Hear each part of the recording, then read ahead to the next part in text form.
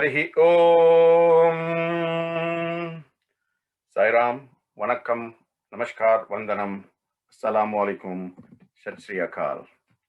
Once again we meet, and today's topic is something that everybody talks about, but very few people actually appreciate the scope and the depth of this topic.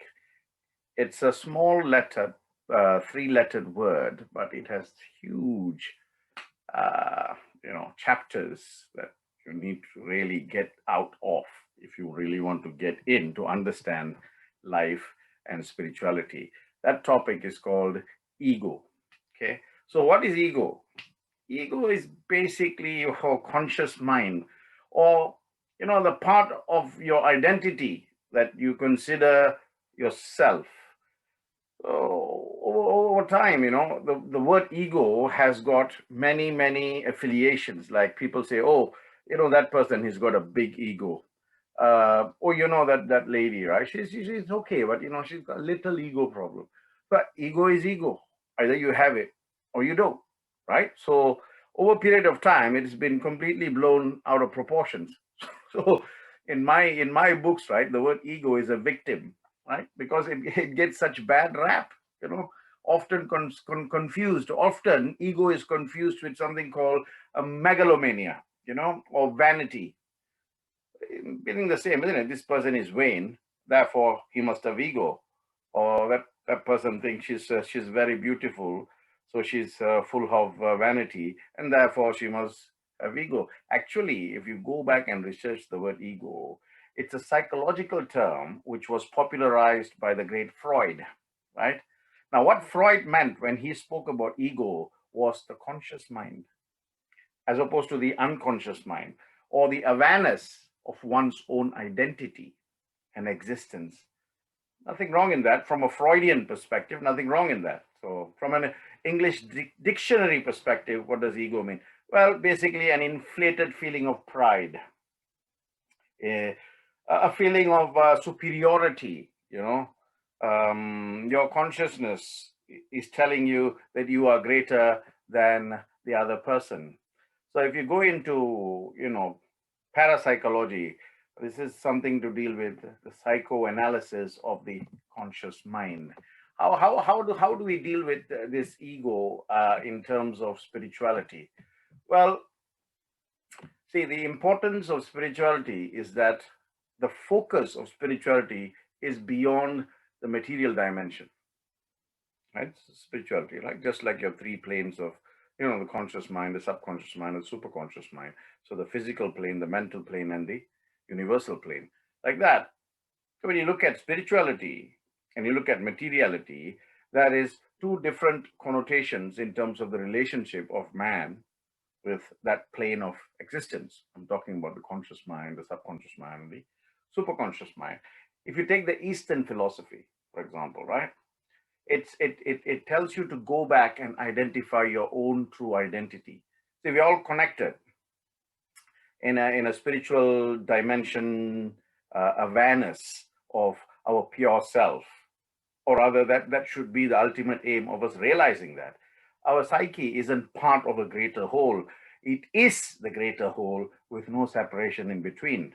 So that's like a scientific analysis of what ego should mean. But very simply put, spirituality means the erosion of ego as you progress slowly and gradually to hit the heights of spiritual independence or spiritual freedom or self-realization, if you like.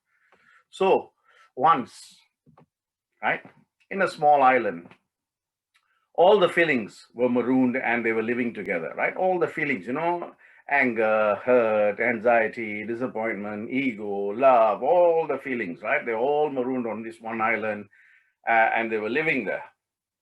Suddenly one day there was a big, huge storm, it was raining for hours and hours and the island was slowly sinking. And all these feelings, they're running helter-skelter, they don't know what to do, right? But love came forward and said, okay, let me see what I can do. Love went and started collecting, bits of wood and all kinds of material and slowly started constructing a small boat. And after a while, it had done. Love had finished doing a boat, and it said, "Right, right, all your feelings, come on, come on. Let's all get on this boat and ride out of this island into safety." So all the feelings jumped on. Hate jumped on, anger jumped on. All kinds of feelings jumped on. All the feelings. And then, as love was going to get onto the boat, because love waited for everything else to get on, then anxiety pointed out, "Hey, look, ego is still waiting there under that palm tree." So love said, "Okay, you guys wait. I'll go and bring ego."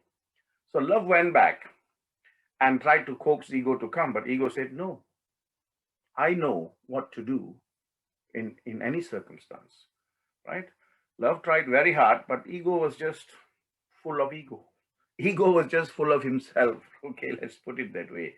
So everyone on the boat shouted to love, "Love, you come, you come. You leave that guy alone. Leave him alone. You come." So love went to the boat, and everybody thought love was going to come. But what love did was love pushed the boat out into the sea. And love went back and waited with ego. Ego said, "You didn't have to do this. I didn't expect you to do this. No, no, go if you want to. I don't have any fear. I don't need anybody." But love said, "No, this is me. I will wait with you." And in the end, obviously, the island was completely, right, sucked in by the water. Love died with ego on that island. So the moral of the story is, love will always die because of ego. Where there is no ego, love will survive and flourish, right? Ego is always looking for quantity, but the soul is only looking for quality. So, in short, ego is just like, dust in your eyes.